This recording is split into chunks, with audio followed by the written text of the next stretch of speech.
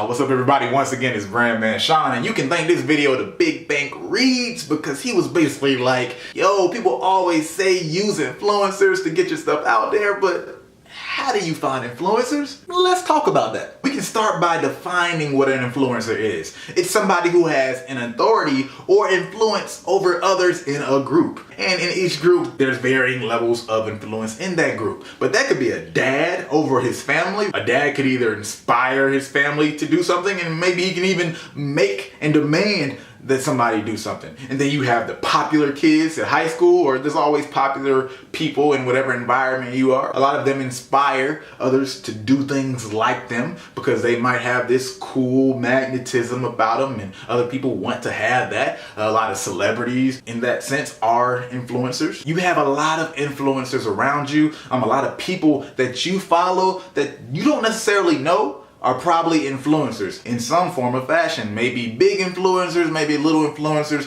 whatever, are into games, and there's somebody you follow that talks about games all the time. They're a gaming influencer. Whether they leverage that influence or not is a whole nother story, but you want to get to that leverage and use that leverage for yourself. If you can't find an influencer, do a thought experiment and say, whose opinion do I respect? And obviously we have those people directly in our life because they influence you, but then think about those other, once again, huge names. What TV shows do you watch? What news shows do you watch? Or do you follow Complex Magazine, The Breakfast Club? They're all influencers, right? They have a voice and they have a platform. That's big. An influencer has a platform of some sort. When we're talking about what you'd be looking for, they have a platform of some sort where they can disseminate a message out to an audience. And that could be very specific, like, hey, we're into anime, we're guys that are into anime, or we're girls into anime. The higher you go, the less specific it might be. If the person has 1 million, 2 million followers, they probably have a wide range of people that like anime, but they're diverse within that love of anime. They might be girls, boys,